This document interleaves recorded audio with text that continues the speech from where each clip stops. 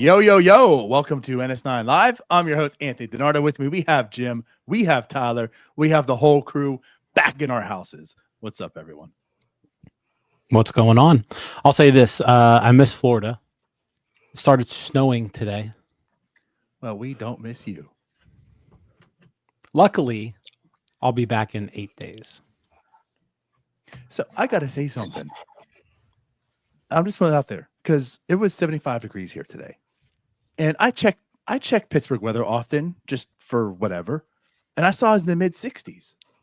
There's a guy that lives in Atlanta that, I know John Cool's good friends with him. And we were talking. He's like, I'm just trying to beat this cold. And I said, like, over the phone to him, I was like, well, how cold is it? Because I'm like, if it's 60 there and it's 75 here. He's like, oh, it's like 45 degrees. Bro, you're lying. I looked at the weather app. It's 45 degrees. What is going on? Like, how is it colder in between Pittsburgh and Jacksonville? How is it snowing where you're at? It was snowing hard. Like we got accumulation, like snow stuck on the ground, and it was 70 degrees yesterday. I don't know how. Don't know how. Weather's nuts. Yeah, it is kind of crazy. But again, I'll be in Florida in a week, so we're good. Whatever. Nice. I almost showed up here with my beach hat on and my sunglasses, and then I forgot. I ruined it. Ruined the bit. It's all right. It was a bad bit. It would have been fun for me. I'm just poo-pooing it so you feel better. That's all. Well, I appreciate that. That's all I need. I'm here for you. That's all I need. Gentlemen, for me. But gentlemen, yeah. So we are now all together once again, not together.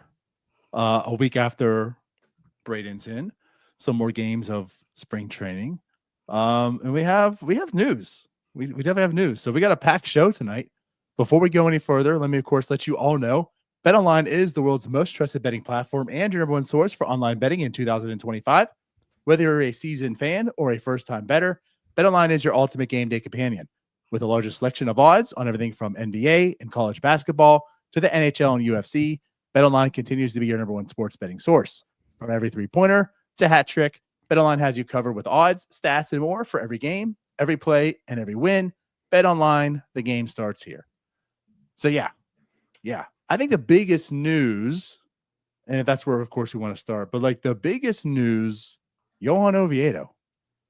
There was a lot of speculation that, he could probably be ready for opening day. What his role was going to be determined, right? Andrew Heaney being signed kind of makes that a little more interesting. But we got a bomb dropped on us that, yeah, he is. Well, we know he's going to that 60 IL, but now we know why. Lat strain. He's not gonna pitch again for like 4 weeks. Yeah, guys, that's not happening. So, if you want me to start it, go ahead and start it. Yeah, I mean, it's not good news, obviously. I guess the only saving grace I would probably say about it is I don't know if any of us expected or the Pirates expected Johan Oviedo to throw a normal amount of innings this year. 2 years ago, he had to throw well above anything he had ever handled. So coming back this year, it's not a good sign having the setback. It's a lat, correct? That's yep. Yeah. So I mean, a lat, it's not the end of the world. It's not an elbow. It's not a shoulder. It's not the end of the world. You don't like it in the recovery process, obviously. But in the grand scheme of things here, it's not the biggest deal to me. I'm going to take a little bit more of a doom and gloom approach to this. I think it is a big deal. Like, this is not what you want to see coming off of a Tommy John surgery. You wonder if maybe he was overcompensating for some soreness that he still had, some lingering soreness or something. And so he put extra strain, on his lat muscle. And that's what has resulted in this. I mean, from the sound of it, he's completely shut down for the next 4 weeks. Then they're going to kind of just revisit things and get with his doctors and do some more imaging and then figure out like what the next steps are. But like the goal is to aim to start plyo balls in 6 weeks. Like if that's the goal, plyo balls in mid-April, that means you're probably not throwing real baseballs for a while. You're not throwing off a mound until May. You're not throwing rehab. You're not pitching real games until June, and you're going on rehab in late June.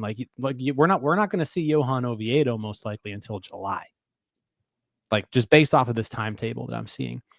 And I think you're right in that none of us expected him to have like a full workload this year. I don't even think any of us really expected him to be in the rotation, especially after the Andrew Heaney signing. And we'll get to Heaney here in a bit. But I felt like Oviedo could have really fit well into that Luis Ortiz role from last year, where you start him off in the bullpen, you use him in bulk inning situations, you use him, late in games and extra innings if you need to, like get 2-3 innings out of a guy. And then if you need the occasional spot start, he's there. But now you're looking at, Johan Oviedo most likely will not be pitching in a Pirates uniform until July. And that's if everything goes right. That's if everything goes right. And that's not anything that's not what we were expecting at all. Well, yeah, it's disappointing. I think, like, to Tyler's point here, it's not like he's going back under the knife for Tommy John again. Like, it's not all doom and gloom that, like, this is the worst possible scenario. The fact that it's a lat, he'll likely pitch again this year, in that sense. But right. We were expecting him to be ready for opening day. The whole fact that he got surgery, I think it was December 6th. It was early December that he got the Tommy John surgery. So again, like, you're looking at basically 15 plus months removed from it on opening day. Like, this guy should be ready.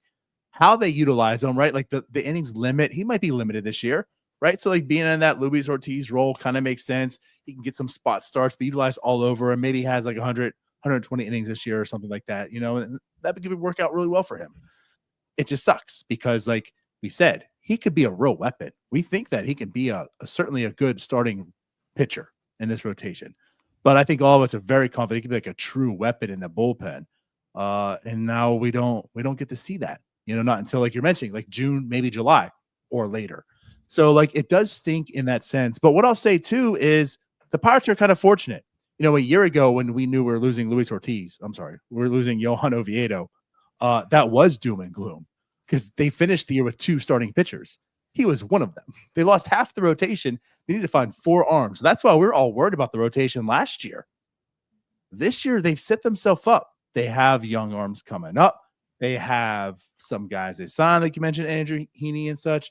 So the loss of Johan Oviedo isn't as severe. Like, this is a team right now that's kind of built, right, to endure this.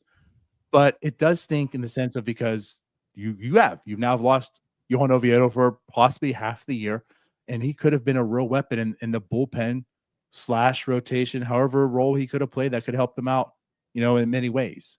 So, yeah, it does stink. Yeah, stink is probably the correct way to put it. It's not as doom and gloom, I think, as Jim is putting it, because we're still talking about a guy that's probably a 4.5 ERA pitcher who we were expecting to be in the bullpen. So yeah, it stinks because there's definitely upside with him and there's roles on this team for him.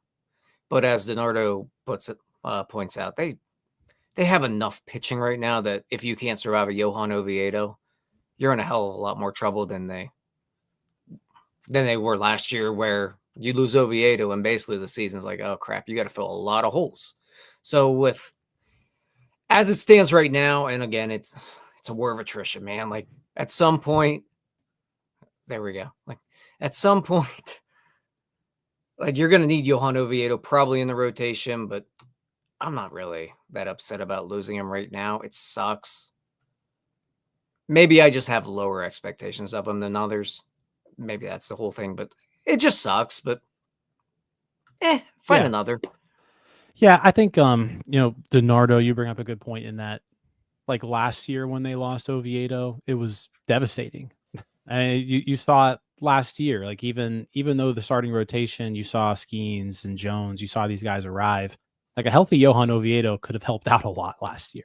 They were starting Jake Woodford, and they were both, like, especially towards the second half of the year, like, the rotation was a mess. Jerry Jones missed a lot of time in the middle of the year too. So, they're definitely in a better position right now to endure this, where it doesn't cost them a ton. I think where this sucks for me is I was really hoping to see like a bullpen Johan Oviedo for a while, where I think he could have been really, really effective, because we've seen him be really, really effective out of the bullpen, especially in the St. Louis Cardinals days. Like that, the 2022 season before getting traded to the Pirates, he was almost exclusively pitching out of the bullpen, and he was very effective. Pirates turned him into a starter, still pretty effective, and turned into the workhorse that he was. And now, we haven't seen him pitch since 2023. I mean, it's a bummer, because you're now looking at this rotation where coming into this year, you were like, all right, this is a deep rotation that I like. And then, you traded away Luis Ortiz. Now you've got Oviedo, who's out for, let's just assume, half the year at best case scenario. You add Andrew Heaney, who we'll talk about here in a bit. It's just not as deep and as good as we thought it was going to be in December. Yeah, well, and I guess like to take it back to December, you were looking at him being the number 4 or 5, however you want to put it. Him and Falter are going to be in the rotation, right? You know who 1 through 3 is. It's Skeens, Keller, and Jones, right? So who fills it out? Falter and maybe Oviedo. Certainly could, right? And you like that. The addition of Andrew Heaney changed that already, So now that Andrew Heaney's here, it's like, well, you know what? He's also there. So if anything, it's Falter and Oviedo fighting it out. But how do you think, like, as far as this roster goes in the construction, what makes this team better? Falter in a starter's role and Oviedo in a bullpen role, or vice versa? And it's like you mentioned, Jim. Like, that's what I was kind of excited to see too, is Oviedo in that bullpen role. Because again, the value comes as starting pitcher. That's why your Caleb Ferguson's want to start. Because if you're a starter, you got a lot of value, right? So like Oviedo's, the biggest value he has is being a starting pitcher. So you want that. But let's not discount how we feel. And that's what I'm saying. Like, he probably could be a very, very, very good bullpen arm. And that could make a very good role, for him, with him, the Pirates. Again, like Luis Ortiz last year, right? Like how valuable he was in that bullpen role. So it kind of seemed like, he wasn't going to be a starter anyways. He's kind of written off there a little bit, and it, allows him to maybe ease in here also. But yeah, like we are losing that. So like the fact that you're losing the ability to see what he can be in the bullpen kind of stinks. But again, like they are set up. And but also, fellas, how many questions, how many times, how many replies do we have to make with the Andrew Heaney signing of, well, how many starting pitchers do they need? How much pitching do they need? Right? They have too much pitching. And we'd say time and time again, you can never have too much pitching. And already it's paying dividends. It's showing that you just simply cannot have too much pitching. Right? So you're going into the season now with those 5 we talked about, right? Skeens, Keller, Jared Jones, Falter, and Andrew Heaney as your 5. And then after that, it's going to play itself out. Like, you have the Burrows, you have the Chandlers, but like, they're not coming up. They're not starting opening day. So like, once again, like, you just simply cannot have enough pitching. Can't prove it anymore to you. Did the Pirates just ruin like 2 major league pitching careers in their tank with JT Brubaker and Johan Oviedo?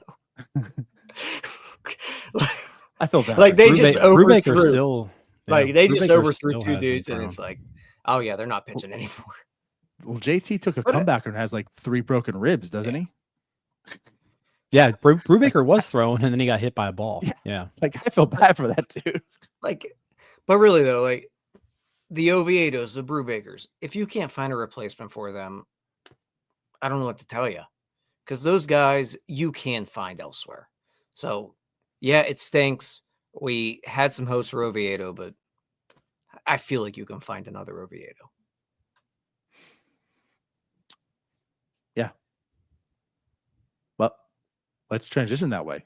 So again, they kind of did. They found, to some level of it, right? They signed Andrew Heaney. Turns out to be a much better signing today than we thought at the time, because again, it was good quality depth. I mean, we all liked the signing, but again, now with Oviedo on the shelf for how long, it looks even better at this point in time. So Andrew Heaney did make his debut.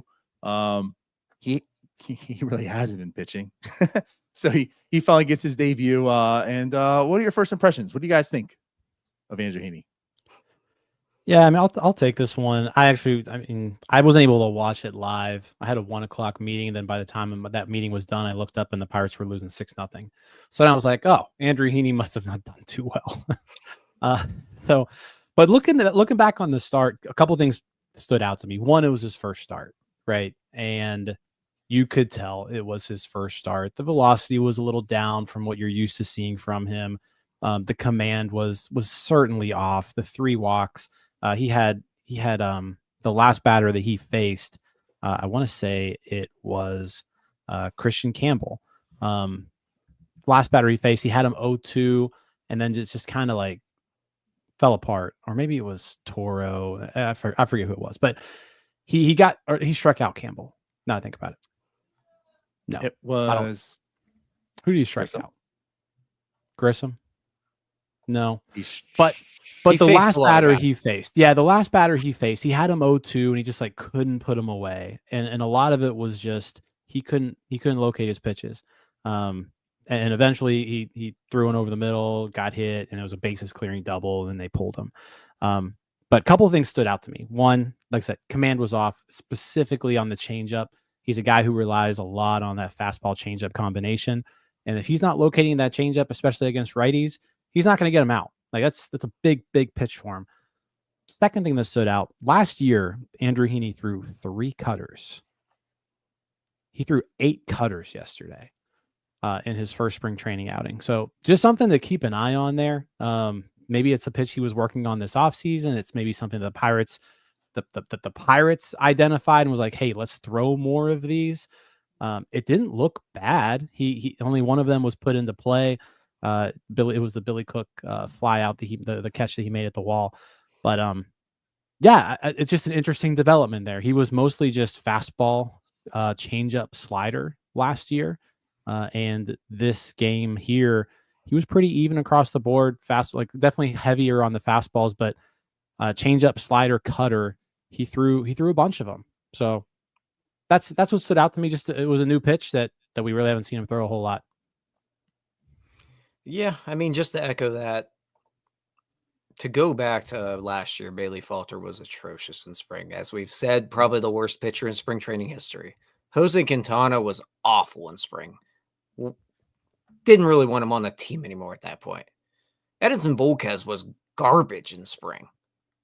Spring doesn't matter, man. Like, especially with some of these guys they bring in. And the Pirates do have the somewhat reputation of being able to work with these types of guys, work some things in. So results-wise, the pitcher's not too concerned with, I don't think.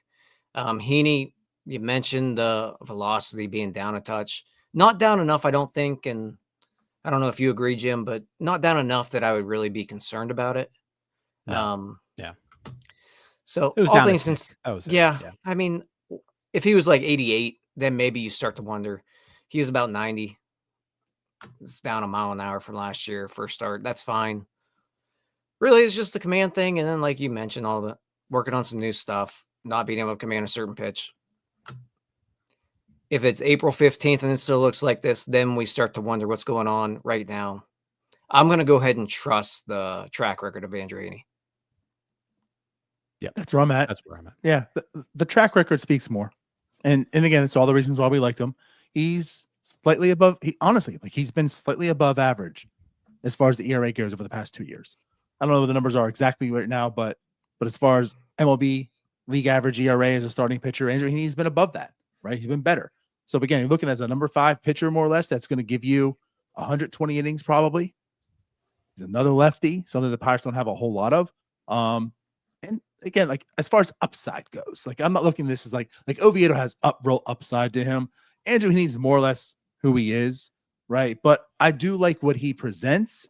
Getting him out of Globe Life into PNC, I think helps. And to Tyler, like your point, we've been talking about this with the Pirates coaching. I know, like they have done well. Your Tyler Andersons, your Jose Quintanas, like these lefties that they bring in, especially lefties, it seems like these lefties that they bring in, and they have some sort of reclamation projects that have success stories, right? I mean, the Pirates have done pretty well with signing veteran pitching and making them pretty good. Maybe not so much Martin Perez last year, but for the most cases that they've done pretty well on. So it is one of those things where it's like, I actually do trust the Pirates. I don't know what they're identifying, but it is interesting, right? We always talk about, well, does this guy have a two-seamer and a slider? He's a Pirate. He threw a cutter. So to Jim's point here, he's throwing a little more cutter. I don't know if that's a him thing. I don't know if it's a Pirates thing, but again, that's something that's interesting. So seeing how that plays out again, I know it's not Henry Davis, but Henry Davis's point from Twitter as he commented here, it's his first start. Like, I'm not worried. Results don't matter. I'm curious about things right now. And that's what I saw. That, okay, cool. Throwing a cutter. You know who didn't throw a cutter today? You know, hasn't thrown a cutter? Mitch Keller. So that's good. So, hey, maybe eliminating him, adding it to Heaney, maybe that'll change both of their 2025 seasons to better. I'll say that. But yeah, again, like, I don't really care so much about the results. He's out there, he's pitching. I think he could be a real asset to this team. So far, what else? Can I note one thing about that game? Our old friend Quinn Priester was pumping 95. Yeah, he was.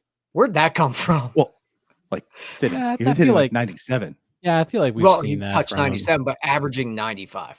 Yeah. Yeah. We did not see him average 95. He also gave up a homer to G1 Bay. So that just means we won the trade just based off that. Very true. Like, very true. We win. Off that. No, but no, I think everybody kind of in lockstep there. Like, we know who Andrew Heaney is. We've seen him enough. It's his first spring start. There's no cause for concern. The changeup, he'll figure it out. He'll get it under control. It's just, yeah, the cutter, the throwing the cutter is certainly something I'm just interested in seeing a little bit more of. Yep. For sure. Tyler, you disappeared right when I removed the comment. I thought I did something. You freaked me out. Like, literally, as I removed the comment off the screen, you went away. Like, so we have some bad weather here tonight. So the wind's howling and just trying to make it through. See how Spectrum Internet works with it. The wind's howling here too. We have a different advisory, maybe not yours. They told us to stay in. The wind's blowing the pollen too hard. It'd be tough to breathe. That's our advisory here. The wind is what made it cold, by the way.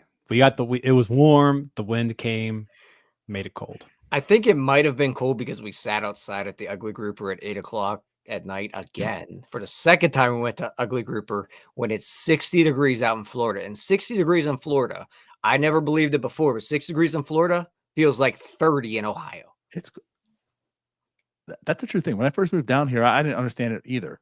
But like, I went to a Jags game and they're like, oh, it's gonna be 60 degrees. I'm like, oh, buddy, I'm from Pittsburgh. Shorts and a t-shirt, I'm good. No, it's because of the humidity. It feels way colder. So yeah. But yeah, y'all witnessed it because every time Jim takes us somewhere to eat that's outdoors, it's the coldest day on the trip. 2 days in a row. Yeah. Yeah. That's like there's not a weather forecast to tell you, hey, maybe this day would be better. You know what, Donardo, we have to put a hand up here. We could have said no. Anywho. Not to say it would have went through, but we might have got vetoed. Oh my God. We've been trying to put this comment up I've clicked this comment 4 times. Donardo and I are clicking at the same time. No, those tacos are good. Yeah. All right. Let's move on. Anywho. All right. Let's talk about Oneil Cruz. How about Oneil Cruz today? Oneil Cruz. Let's talk about he I did have the game in the background on today. And that homer he hit, holy moly. Now, granted, one of the worst pitches I've ever seen somebody throw. Change up, middle, bell high, but he demolished it. I think he broke StatCast. There's no StatCast. There was no StatCast on his. It was working fine the entire game. Oneil Cruz hits just a bomb, and he broke it. There was no metrics on it. I'm just going to assume it was about 600 feet, 140 miles an hour, maybe. It was the hardest hit baseball of all time. But yeah, a home run, 2 walks today, stolen base. He's been easing into camp so far, but man, he looked real good today. like real good.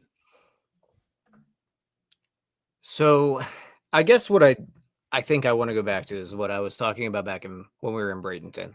And I know it led to our steps argument. And I think what I didn't articulate well enough is what I wonder if Oneil Cruz might be more free now. And what I mean by that is you're not in so much structure when you're playing center field. You don't what is Oneil Cruz? Your internet he is more free now because he gets to play center field. Well, all right. If you're more free in center field, because basically at that point it's just go get the baseball either corner because you're the best athlete on this field right now.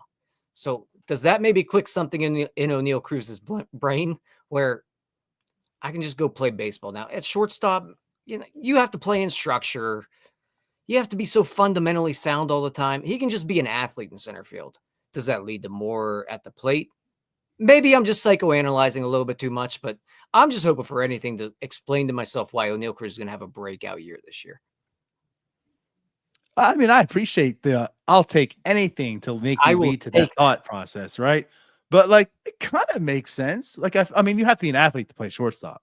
If you squint hard enough, you can see IKF isn't that good of a shortstop, but I digress. But no, you're just out there being an athlete. And that's why we think that Oneil Cruz can be a good center fielder, is because he's so athletic that, I don't know, maybe Tyler, maybe like the reins are off. We talk about Paul Skeens, the reins being off him for different reasons, but like maybe for Oneil, it's like, you know what? Let me just be a baller.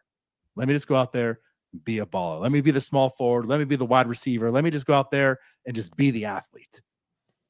And I don't know. Maybe. I mean, we're talking about it on the other end. Like I mentioned here too about like that 30-30 season.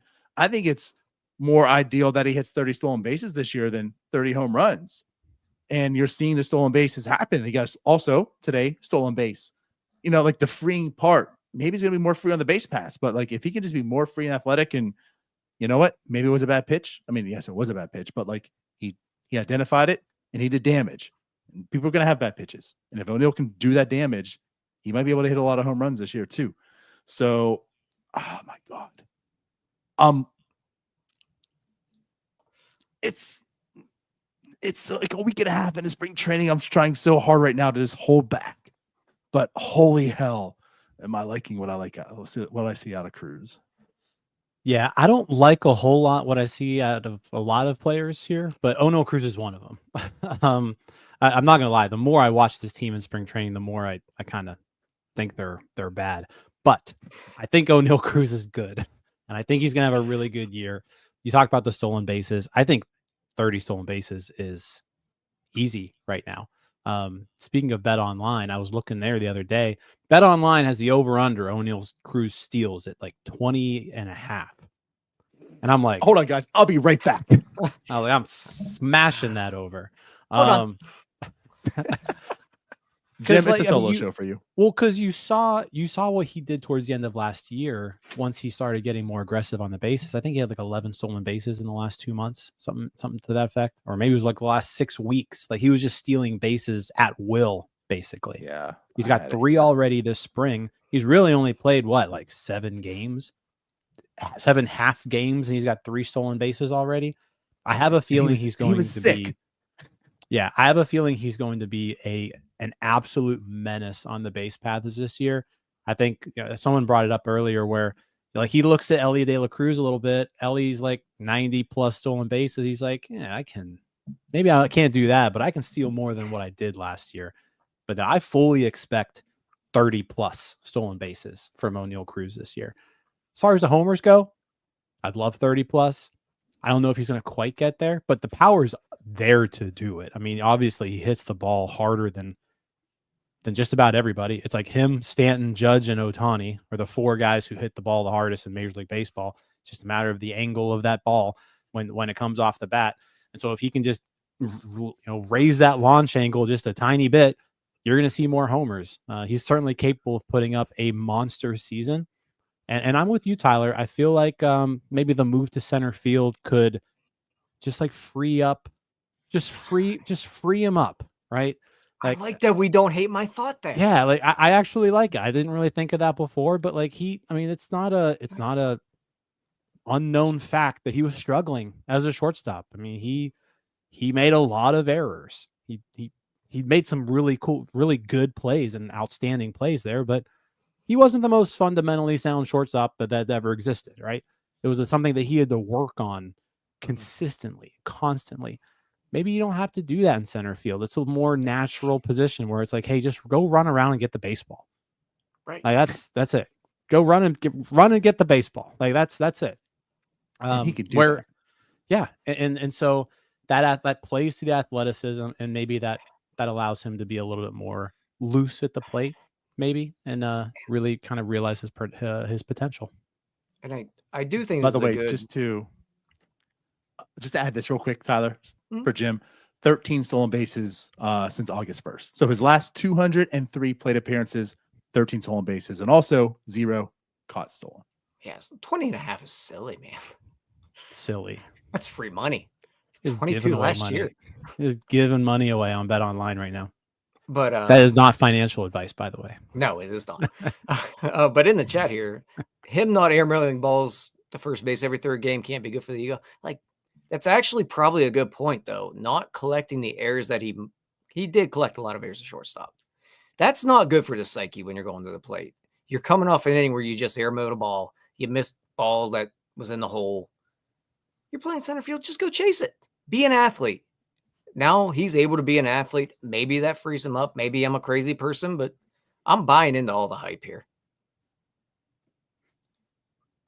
Yeah, same. I'm expecting a I think he has the potential to put up like a 5-win season. He had three and a half win season last year. Yeah, like I think he could be a really good defensive center fielder, right, and take a step forward offensively. Like we could kind of see him. I think we could finally see him put everything together this year. Let's go back to last season. He's coming off that horrible leg injury. April was slow. I don't have the numbers. I guess I could bring it up. But April was a slow month. It progressively got better. But again, talk about putting things together. He started hitting lefties. I mean, he finished the season hitting lefties. Actually, again, sample size and so small comparatively, but this is the same as righties. He's hitting lefties just as well as righties. Differently, right? How he's doing it, but as far as like weighted runs created plus OPS, all that, like basically the same. He started hitting lefties now. Like you saw Oneil Cruz become confident in himself. He was being good, and then that's when he saw the freeing part. Also, maybe like you saw him running bases. He was stealing bases, not getting caught. He just was a better player at the end of the year than he was at the beginning of the year. And like you mentioned, 3.5 WAR player. So like, what if it has clicked? You know, like we're talking about, can it click? Like I think it's clicked last year. Now it's carrying over. If he can just be like that guy. So we're talking about, I had the numbers up here since August 1st. And again, Oneil Cruz since August 1st, the end of the season, 284 average. Again, the guy who can't hit for average. Oh, be a 220 hitter, 284 average, 369 on base, 432 slugging, a 122 weighted runs created plus. Right. I mean, that guy was every bit of a hitter. And again, you saw what he was doing on the base pass as well. And now, if he's also in center field, to Tyler's point, like, yeah, like maybe it's I think it's come together. Maybe it goes to the next level. And that's what we're talking about too. If this team's going to be good, Oneil Cruz probably has to be good. I don't know if he has Andrew McCutchen MVP years good in him, but like that's what this team is lacking is an Andrew McCutchen. We need 5+ WAR out of Oneil Cruz, and taking it to the next level this year. Man, again, I'm trying to hold back, but like I like what I see so far. But a lot of it also is because what I saw from him to end last season. You know what I mean? It's not just like what I've seen on a week and a half. Oh, I'm on board with Cruz. I really liked what I saw him at the end of like season last year. Now it's just carrying over, and yeah. Talk me out of Oneil Cruz not being a 5-4 player this year. Dude, 195 innings in center field last year, 2 outs above average. He didn't know what the hell he was doing. He had no clue what he was doing. Not a clue in the outfield. And imagine if he didn't have that game where he just couldn't field a baseball in center. Like off season, I think the Pirates do well coaching outfielders in general. So I think I'm pretty confident that he's going to be a 5-win player this year. Ooh, pretty confident. I'm pretty confident in that. I We mean, are I mean, cooking some over he and was unders 10% right now above tonight. average at the plate last year. Played center field for like 30 games and still put up a 3.5 win. 23 games in center field last year. Yeah. I made up a number. Yeah, but like I mean, that's all it was. Yeah, I think he has the potential to be in Gold Glove talks for center field. And when you look at center fielders and you just kind of look at, hey, who's the best offensive center fielders? His name's going to be up there. I think so as well. And I also think that part of it's going to be your corners aren't going to be the most athletic. So a lot of it's going to be on him. Mm-hmm. Like he's going to have to cover a lot of ground, and he can. Yeah. Yeah. Go ahead. I was and the stolen bases, I think, are going to be a big part of his game. And he's got 16 plate appearances this spring, has 3 stolen bases already. That's five games he's played in, 3 stolen bases. Maybe he does get to at least 90 or whatever. Maybe he hits 40 bombs this year. Gold Glove is going to be tough, but I absolutely feel he can be in the conversation. Like again, he has all the talent. It's a hard ask though. Again, this is a guy who's never played the position outside of those 23 games last year. There's still going to be a transition. Like you still got to learn the position. You saw the dive he made on that catch, which part of it was like, well, look, this guy is making some diving catches already. Like Michael A. Taylor probably doesn't make that play last year. Oneil Cruz made it, but it also was awkward as hell. And he came up looking like, is he hurt? So, you're going to have some of those growing pains. You're going to have some of that. I'm inexperienced. I'm just athletic, but it is because of athleticism that you're going to have those talks. But like Michael Harris, pretty damn good. Pete Crow Armstrong, pretty damn good. It's going to be tough, but I think it's not. Yeah, but have you seen Pete Crow it's not hair? totally out of line of like, hey, we're just fanboys or like we're just this that. Like I really do think Oneil Cruz is going to have a good defensive year. What did you say? I said yeah, but have you seen Pete Crow Armstrong's hair? That dude is a tool. He's a tool bag. So I wouldn't vote for him for any award. I actually have not yet. Never mind. You haven't seen it? I don't think I have yet. He's like he's like my new least favorite player ever. Like I am looking it up as we speak. Hey, his mom was in a really good movie. No. The blue hair? With the blue hair with the stars. Yeah, nope. What a dork. You're not Ron Artest, Dennis Rodman. Go away. What a turd. Also, like you just is this guy naturally a ginger? No. But no, that's just not gonna work now.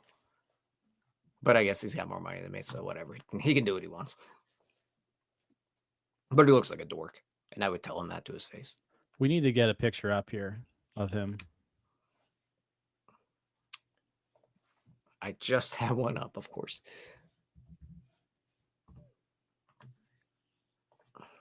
But I do agree with Bucko Mike here. Bucko Mike says Jim is a dork and loves dork things.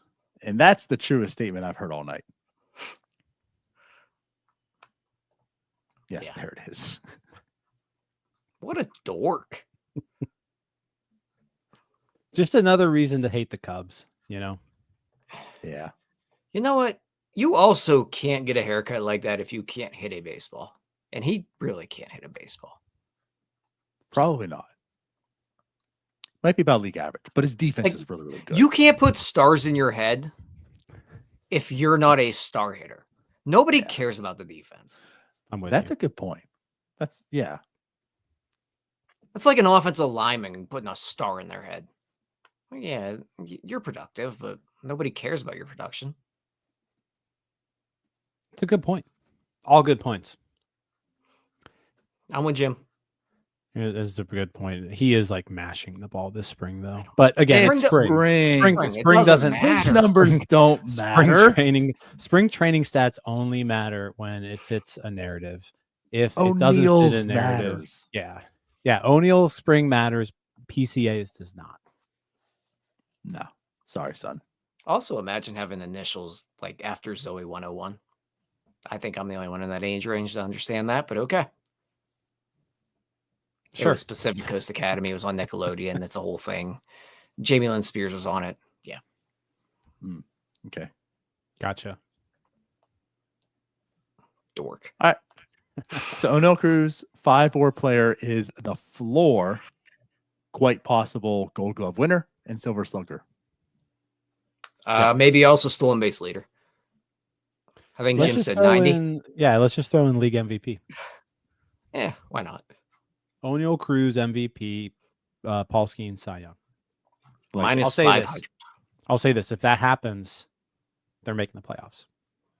They still might not make the playoffs, but there's a much better chance they do. Now, you know what? Could you imagine? If Oneil Cruz wins the MVP award, the Pirates are in the playoffs. Could you imagine that, though? He's not winning the MVP if they're they not win in the playoffs. 85 games. Paul Skeens is your Cy Young. Oneil Cruz MVP. They're both watching the playoffs at home.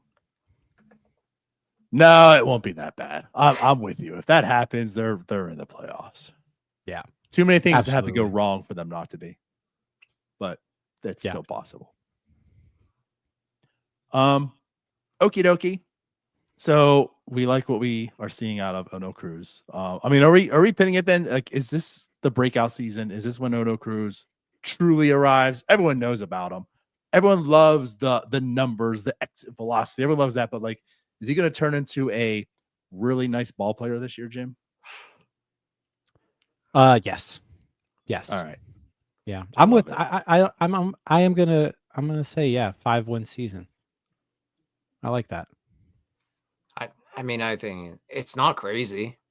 No, like he didn't hit all that well last year. He was 10% above average, and I think we expect more from him. And there was 23 games in center field, and he was pretty below average at shortstop. So 5 wins is not out of the question at all. I think it's actually probably expected, in my opinion. But expected? No, it's expected by me. Ooh. Honestly, though, you're going into what? How old is he now? 26. Yeah. 26 years old. You've got a good bit of time on your belt now. Not a ton, but you've been through the whole thing basically like 4 or 5 times now. Now it's time. Come on. Like, we got to put pedal to the metal here. I like it. Same. All right. Moving on. The Pirates made a waiver claim this week. They added Justin Lawrence. He was put on waivers from the Rockies, and it was ironic. I tweeted out there, and I did it. I was like, this would be kind of interesting. Like, we felt like they probably could add another righty, add some more bullpen depth, right? He was kind of interesting. But what I said was, I mean, the hair alone to me. Now, we poo-pooed on PCA's hair. That's trash. Justin Lawrence, though, that flow, elite. And the Pirates did. They added him. Now, of course, and I get it.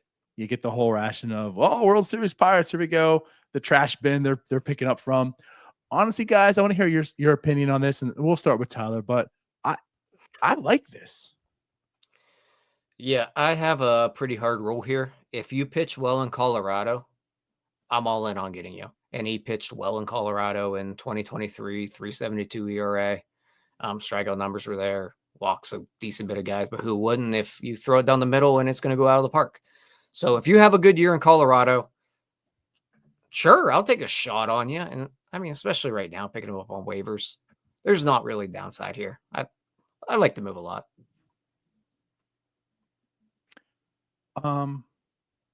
You know who else pitched pretty well in Colorado that the Pirates signed and turned around? Tyler Anderson. I mean, they didn't really turn him around. He just kind of stayed the same. Tyler Anderson, I think, just was Tyler Anderson. Yeah, he's been Tyler Anderson for 20 years. But to your point, Justin Lawrence, you look at the splits too. Like, I think that's another interesting piece here. He's been very effective away from Coors Field and not very effective at Coors Field. Guess what? The Pirates don't play at Coors Field very often. 3 games at Coors Field this year. Hot take. Right? Yeah. So, I mean, that's good news, right? Those are Gymalytics right there. Yeah. I mean, shit. Like, sucks at Coors Field. He's good everywhere else. There's 159 games everywhere else this year. So, no, but there's nothing to dislike about this. Here's the deal. You've got 3 weeks to figure out whether or not you like Justin Lawrence. If you don't like him, you can DFA him. No harm, no foul. If you like him, then you just added an arm to your bullpen. I do want to share one thing that I just found kind of interesting here. That sweeper, especially like 2023, a sweeper with a run value of 14. That's roughly, I think Paul Skeens' Splinker was around that last year, maybe a little higher. But like, we're talking about if you have a run value of 14 on a pitch, it's one of the best pitchers in base. It's one of the best pitches in the game. You saw that sweeper take a step back in 2024, but seeing that number in 2023, you're like, okay, there's something here that's interesting. Let's see if we can tap into that. Now, on the flip side, I don't think I've ever seen a negative 21 run value before in my entire life. And that's what his sinker was last year. So the Gymalytics here, sweeper good, sinker bad. Let's figure out a way to make the sinker just not terrible. If we can get that sinker back to the way it was in 2023, right? You can live with a -7 run value on a sinker, especially away from Coors Field, if you have a 14 run value on your sweeper. Now, what you can't live with is a -21 run value on any pitch at all. So again, it's one of those waiver claims where I think a lot of people, whenever it happened, they were like, you know what, this makes sense for the Pirates to do. Apparently the Pirates tried trading for Justin Lawrence earlier this offseason, and the Rockies said no. And now the Pirates got him for free on a waiver claim. So it was a guy the Pirates have been looking at for a bit. But yeah, the home road splits are interesting. And that sweeper is like, there aren't too many pitches in the game that have graded out that well. You just got to avoid the -21 value sinker. Yeah. That's one thing that, like, I'm curious to know too. I mean, the 2-seam, like how it played in Colorado versus away. You know, I don't really get to see that here. Yeah. But going back to the sweeper, I mean, that again, like, there's one of the things that, what do the Pirates look for? Like the 2-seam and slider sweeper. Justin Lawrence has it. If there's guys that they've been able to turn around and make better, right? Guys that they identify, he's that fit. And he comes with a very, very good sweeper. To your point, Sonny Gray had the best sweeper in 2023. It was a run value of 19. Justin Lawrence was second as a 14. So he had the second best sweeper in baseball, hands down. It's just unfortunate that last year he had the worst pitch in all pitches in baseball last year with his 2-seam. So yeah, like, I didn't know that it existed. I didn't know that negative value even existed. That's the worst pitch I've ever seen. The worst pitch in 2023 was Brendan White, his sweeper, at -9. Last year in 2024, the worst pitch outside of that was oh, my bad. That was just sweepers. My bad. Okay. But regardless, yeah, last year. But regardless, it's bad. It was bad. Yeah. I'm playing with numbers now. I'm sorting them all. It's taking forever. But yeah, it's bad. It's bad. So, but again, that's also like a 1-year off scenario. Let's all just stare at the guy that said that Rowdy Tellez was a great pickup last year and listen to him, Ryan, in the comments say that Lawrence stinks. Love it. The biggest Rowdy Tellez defender. So I just want to put him out there. But slam dunks on him. But back to Lawrence, like, Really, he just got to figure this sinker out. This pitch kind of sucks. Like 412 average against in 21, 337, 333, 393. Someone might want to tweak that bad boy.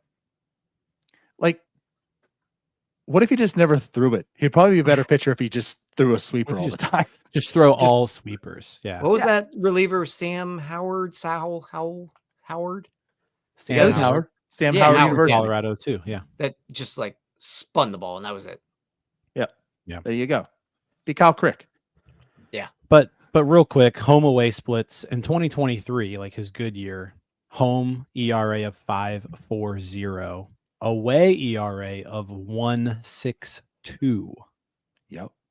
Last year, his away ERA was about half his home ERA. Both weren't great. The home ERA was 8.49, which is just terrible. And the away was 4.50. So like he was a serviceable reliever on the road last year.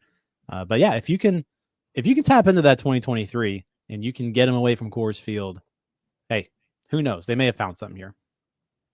But if they didn't, just who cares? Yeah, who cares? They got 3 weeks to figure it out. Right. And that's it. This is a no risk move. But to just time and time again, I know Tyler, you talked about this, and I always relate it to. I talk about the Orioles. I mean, how do you build bullpens? We looked at the Orioles bullpen a few years ago. It was nothing but Justin Lawrence's. It's castaways. It's being able to identify something and get that out of them. Bullpen arms, pitchers, they're so volatile. This is a great way of building a bullpen. And the Pirates have shown glimpses of, you know what? We can identify some talent. We can make them be something. Look at Dennis Santana, like another great example of it, right? I'm not saying Justin Lawrence is that, but the Pirates have had their success stories. So I do think as much as we harp on them for some things, like they have deserved a bit of the benefit of the doubt here when it comes to some pitchers. So in this, a low risk move, I'm saying, hey, see if you can figure it out. Because like Jim says, if you can't, you move on. That's it. Yeah, and just to echo that real quick, I mean, this is, you mentioned it's what I've been clamoring for. You make your money through acquiring that bullpen on the cheap. And we saw last year when you give Aroldis Chapman $10.5 million, yes, he was good for the Pirates, but that $10.5 million probably could have been used elsewhere. I really like what the Pirates and Ben Cherington have done this year. I'm going to criticize them a lot this entire season, so I'm going to give them their flowers right now. I like everything they've done with the bullpen this year. I love this pickup. I like most of the pickups they've done. I like the way it's built.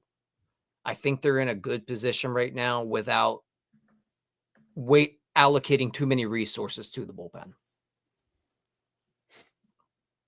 That's fair. Yep. All right. Let's just talk about spring training as a whole. I guess one thing of note, Spencer Horwitz, we've been kind of like tracking his progress, right? Last week, we talked about how at the end of the week, he'll be swinging with two hands. What was the update with him? now I forget. Yeah. So the update was, so today was the Todd Tomzik press conference of terror. But in that, he did mention Horwitz is continuing to progress. He's fielding ground balls, which is good. He's starting dry swings. He should start throwing next week and should start hitting off of a tee either this weekend or early next week. Doesn't look, as it's all encouraging. He's taking steps forward, but it's obviously very doubtful he's going to be ready for opening day. But it sounds like you could see him at least getting some at bats in Indianapolis, or maybe they just put him in Bradenton for a little bit longer. I mean, the Marauders will be playing down there, so it'll be who knows how they're gonna approach that. But he is progressing, which is nice to see, and things seem to be on track. Knock, knock, knock, knock on wood. Yep. Yeah, everything seems like good news. Knocking on Tyler's wood. Hunter Stratton was the other injury update today too.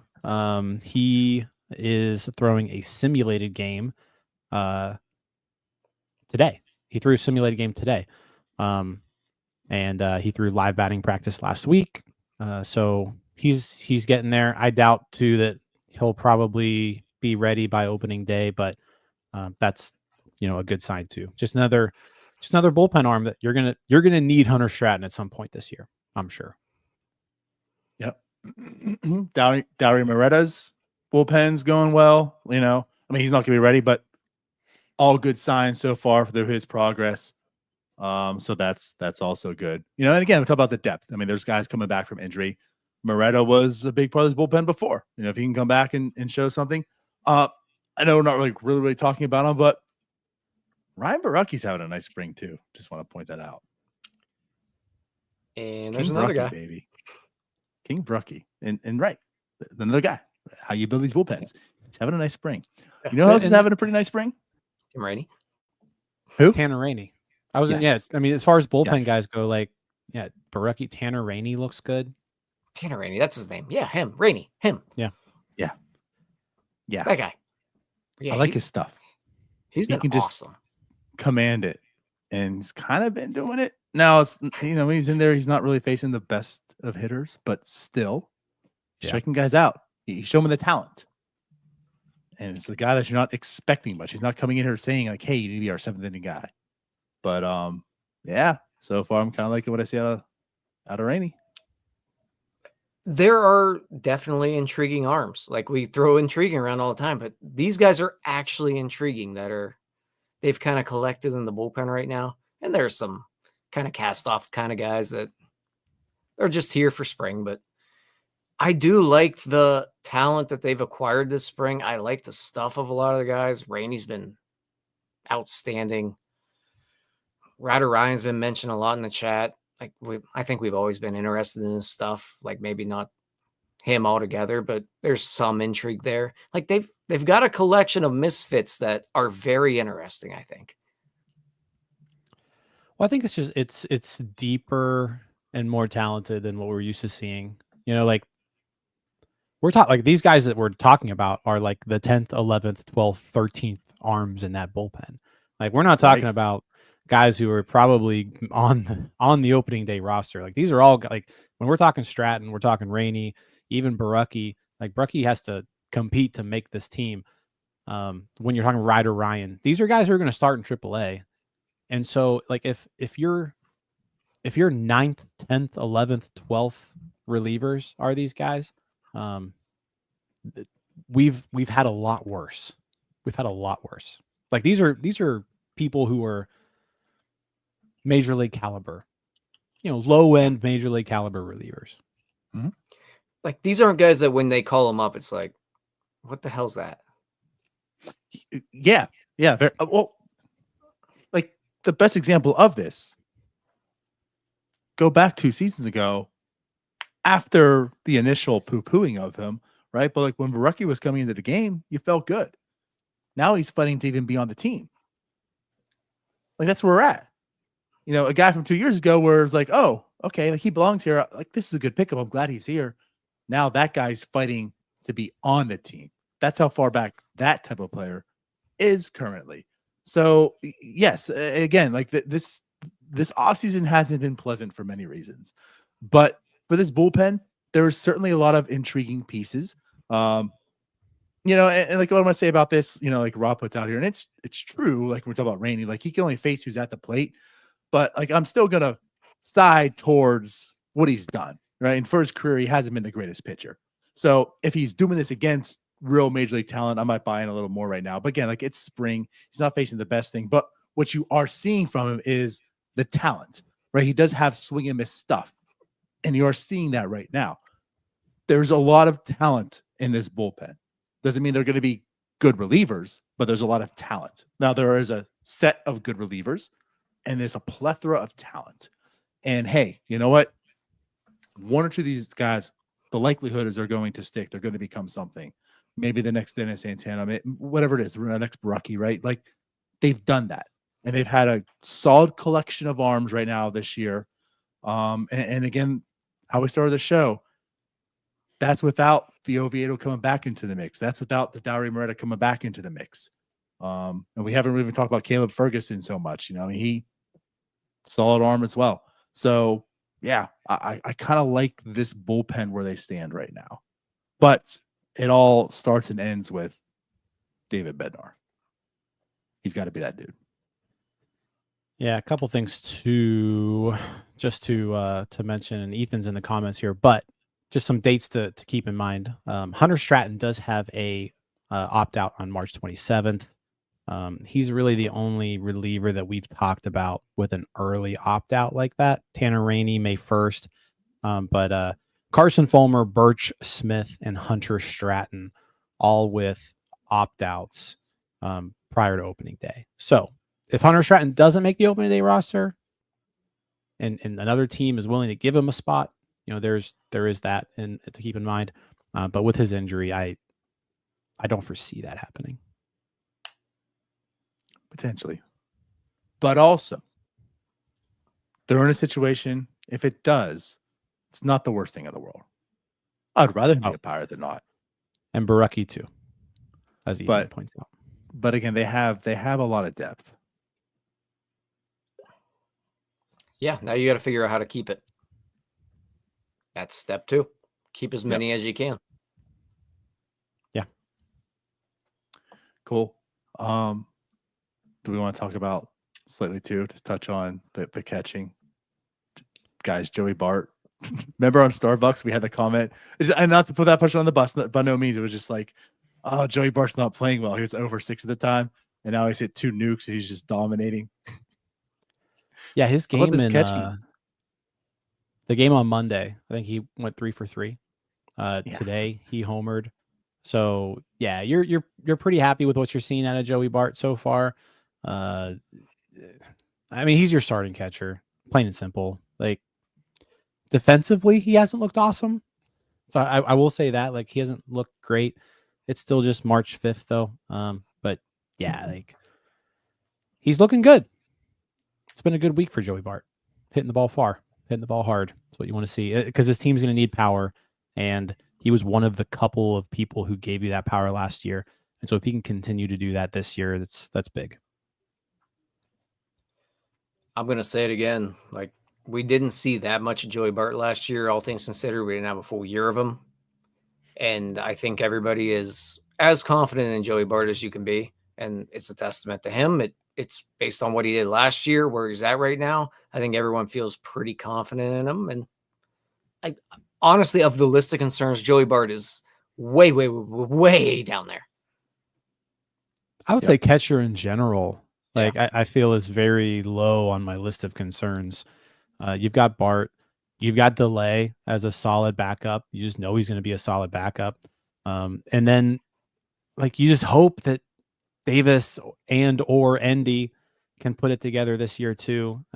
They both look like they're having solid springs, and yeah, you never know what's going to happen, but the catching position seems to be very well fortified at the moment.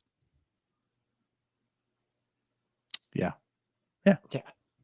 I think the only thing you might want to see, you really just want to see Endy or Henry hit this year. Like, that's the big thing of the catcher position. One of those two has to hit.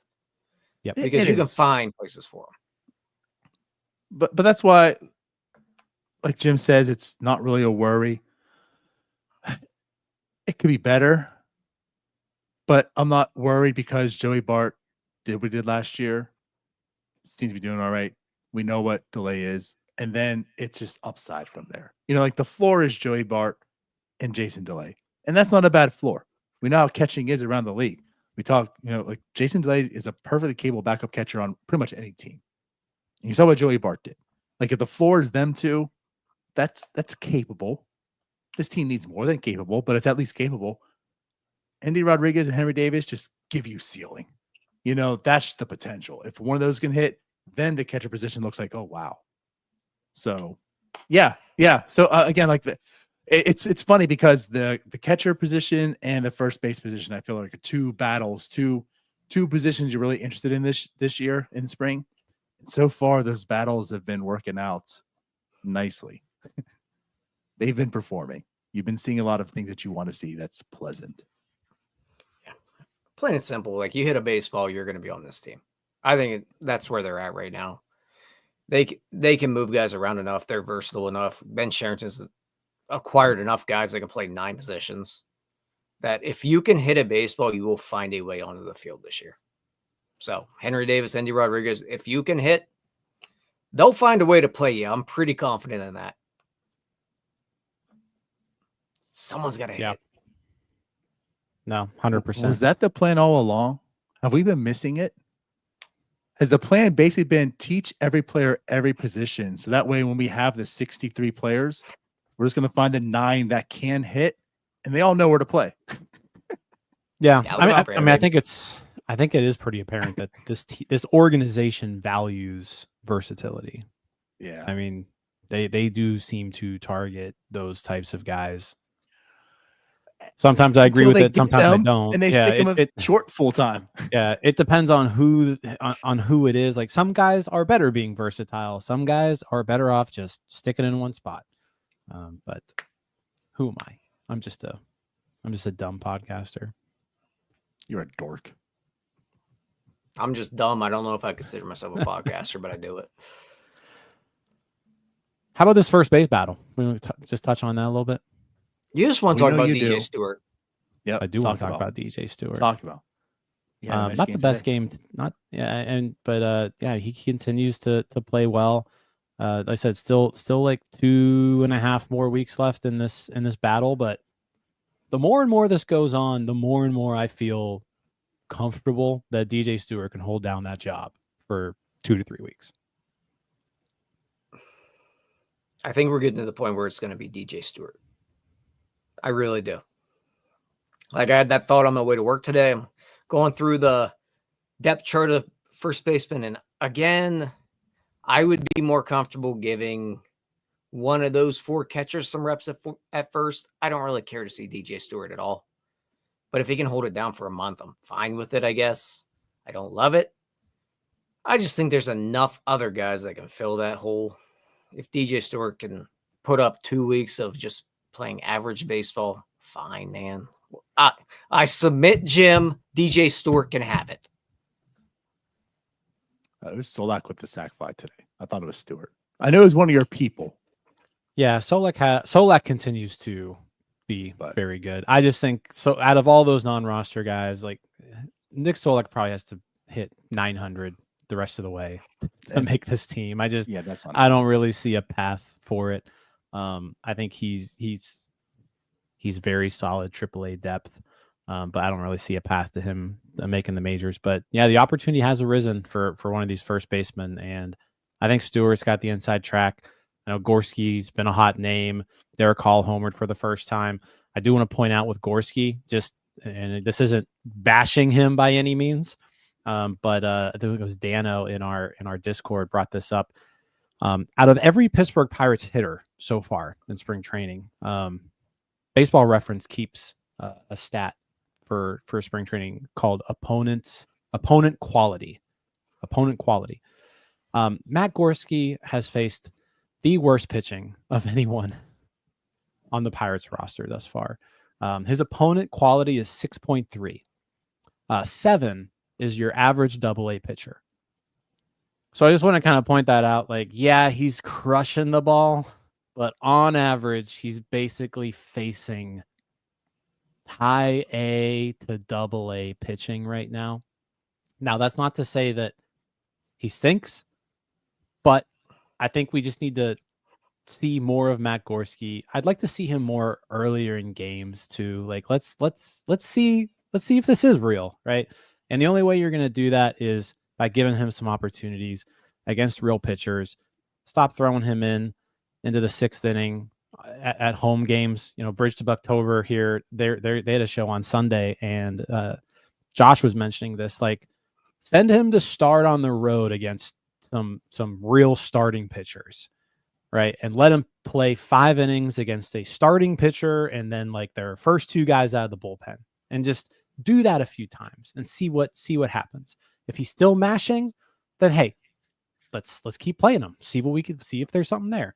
If that starts, getting to him a little bit, then it's like, all right, we can maybe move on from Gorski and kind of narrow this search down a little bit more. Yep. It's the opposite side of the Tanner Rainey effect that I was alluding to.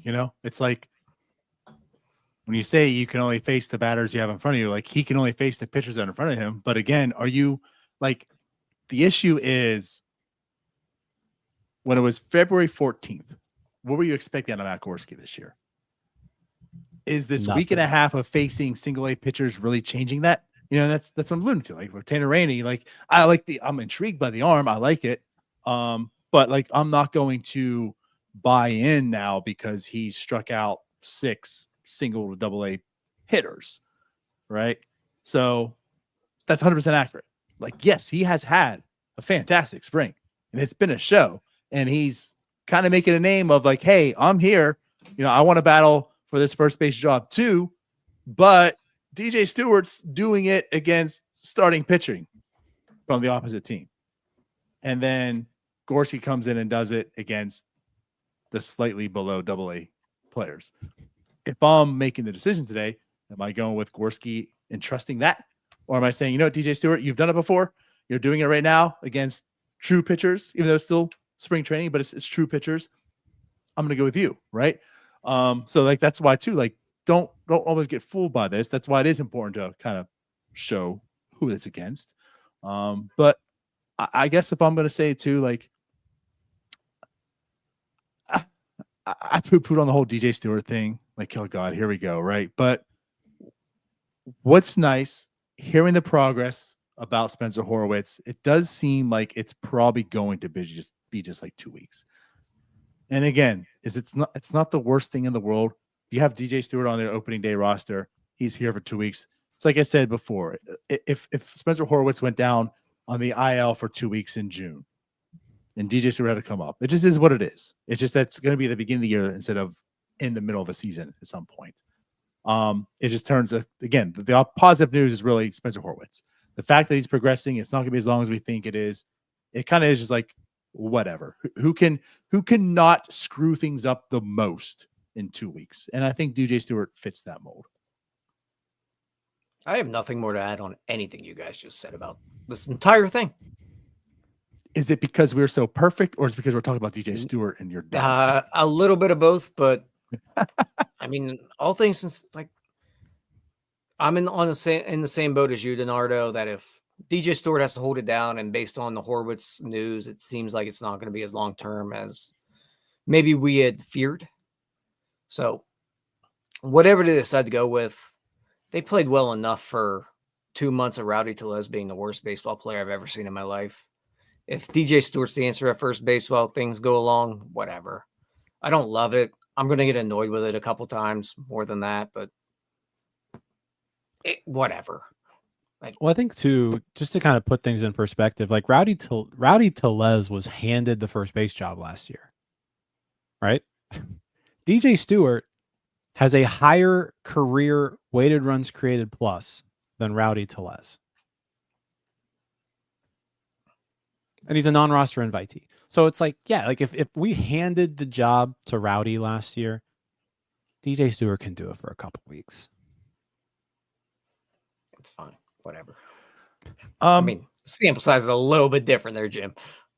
I mean, DJ Stewart has 1,000 plate appearances in the majors. I mean, he's played in parts of 1, 2, 3, 4, 5, 6, 7 major league seasons. It's funny. I mean, I think, Jim, you did say this specifically. Like whoever wins this job, all they have to do is be better than Rowdy Tellez last year. Well, Rowdy Tellez for the first 3 weeks hit 210, 290, slugged 258, good for 58 weighted runs created plus.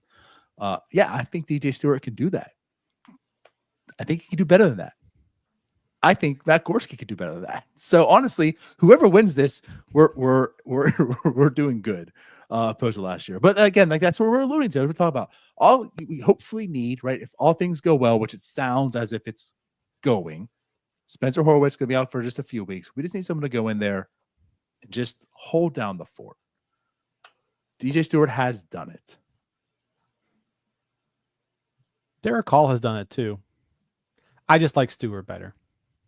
I agree with that. I think both options suck, but they're fine. But I'm not going to be up in arms over it. Better than 210, 290, 258. Like DJ Stewart's has a 102 weighted runs created plus because he's only faced lefties in his life or whatever. Or maybe the other way around. My brain's not working now. I'm tapping out.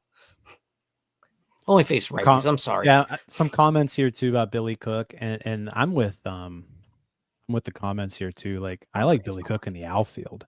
Like, I like Billy Cook as like that fourth outfielder.